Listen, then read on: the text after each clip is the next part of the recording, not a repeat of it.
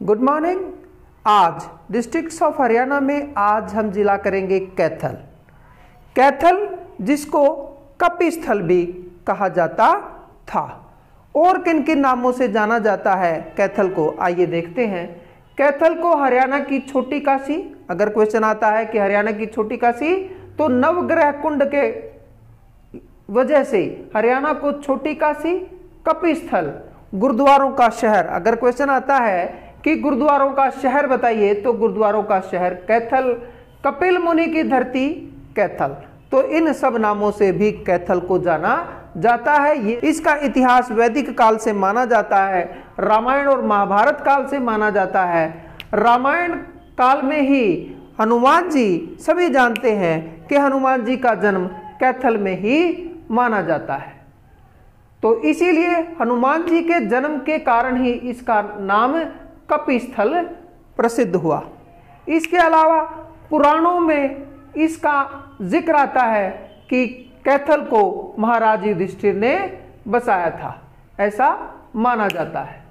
तो वानरराज हनुमान से भी इसका संबंध है, क्योंकि यहीं पर हनुमान जी का जन्म यहाँ पर भी माना जाता है। और धीरे धीरे कालांतर में जैसे कपिस्थल से कैथल और अन्य जैसे जिलों के नाम है, कालांतर में धीरे धीरे विकृत होते होते उनके नाम बदल गए। तो इसी तरह से कपिस्थल से बदलकर ये भी कैथल बन गया। तो कैथल जो है वो पहले एक किले के रूप में था। सभी जिले, सभी नगर पहले एक किले के रूप में ही होते थे और उनके चारों ओर 4, 5, 6, 7 इस तरह से गेट या दरवाजे बनाए जाते थे, ताकि बाहरी आक्रमणों या अन्य दुर्घटनाओं से बचने के लिए उन गेटों को बंद कर दिया जाए और पूरे नगर को सुरक्षित कर लिया जाए। तो इसके चारों ओर कैथल एक किले के रूप में था और कैथल के चारों ओर 7 तालाब थे। इसकी सुरक्षा के लिए 7 तालाब और 8 दरवाजे होते थे, जो कि आजकल भी अन्य नामों से फेमस हैं। कैथल में जाएंगे तो आप अलग अलग जगहों पर अलग अलग नाम के दरवाजे या गेट आपको मिलेंगे। तो इसके अलावा वैदिक काल में कपिल स्थल जो है, कैथल आप कह सकते हैं, वह कुरुवंश यानी कौरवों और पांडवों के साम्राज्य का ही एक भाग होता था। भारत की पहली महिला शासक कैथल जिले से ही संबंध रखती थी, अर्थात कैथल रियासत की ही यह रजिया सुल्तान शासक थी, जो भारत की पहली महिला शासक मानी जाती है। तो यहां फसलें गेहूं और चावल यहां बहुतायत में होता है। जौ, तिलहन, गन्ना और कपास भी यहां फसलें अच्छी होती हैं। तो कैथल जिले की स्थापना के विषय में अगर हम बात करें तो कैथल हरियाणा की स्थापना के समय कैथल करनाल जिले की तहसील होती थी।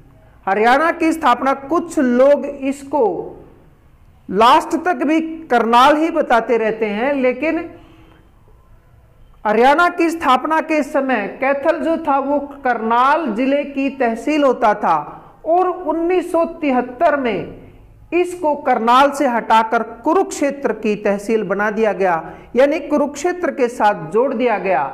और 1 नवंबर 1989 को कैथल एक अलग जिले के रूप में स्थापित हुआ, एक अलग जिले के रूप में इसका गठन हुआ।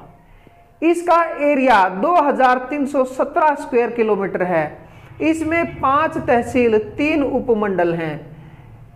2011 की जनगणना के अनुसार यहाँ का लिंगानुपात 881 है। मेन 1000 पुरुषों के साथ 881 महिलाएं हैं। यहाँ की साक्षरता दर 69.81% है, 69.81% है और कैथल करनाल मंडल में आता है। तो यहाँ के पर्यटन स्थल जो हैं वो कौन कौन से हैं, आइए देखते हैं।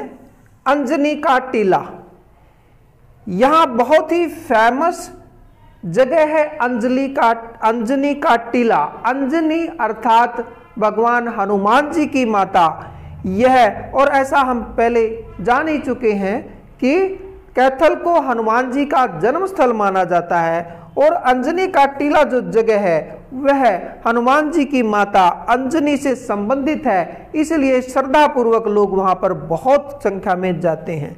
उसके बाद है विद्यक्यार झील।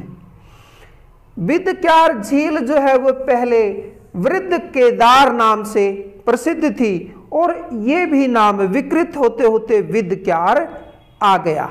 और इस वृद्ध केदार या विद्यक्यार जो झील है, वामन पुराण में इसका जिक्र आता है, इसका उल्लेख आता है, और सरकार अब इसको रेनोवेट कर रही है। इसके रेनोवेशन के लिए, पुनरुद्धार के लिए सरकार ने करोड़ों रुपए इन्वेस्ट किए हैं, ताकि इसको एक अच्छे पर्यटन केंद्र के रूप में विकसित करा जा सके। इसके बाद है नवग्रह कुंड। नवग्रह कुंड इसी झील के चारों ओर, क्योंकि ऐसा माना जाता है कि ये जो झील है इसका कोई विशेष फिक्स आकार नहीं है, और इसके चारों ओर जो तट है उस पर बहुत सारे मंदिर बने हुए हैं। और नवग्रह अलग अलग जैसे ग्रह होते हैं हमारे, मंगल ग्रह, बुध ग्रह, बृहस्पति ग्रह, इसी तरह से 9 के 9 ग्रहों के कुंड इसके चारों ओर बने हुए हैं। और ये जो नवग्रह कुंड हैं ये बहुत अधिक फेमस हैं, और इन्हीं नवग्रह कुंडों के कारण कैथल को छोटी काशी नाम दिया जाता है। नवग्रह कुंड के कारण ही कैथल को छोटी काशी कहा जाता है, छोटी काशी माना जाता है। तो अगर प्रश्न आए कि हरियाणा की छोटी काशी का नाम बताओ, तो आप बताएंगे कैथल। तो मैंने 1-2 बार कई लोगों की वीडियोस देखी हैं, तो वो इसको काशी ही बताते हैं कि यह हरियाणा की दूसरी काशी है। इसको हम हरियाणा की छोटी काशी कहेंगे, और हरियाणा की काशी हम भिवानी को कहते हैं। उसका एक अलग कारण है, वो हम बाद में देखेंगे। इसके बाद है 11 रुद्री मंदिर।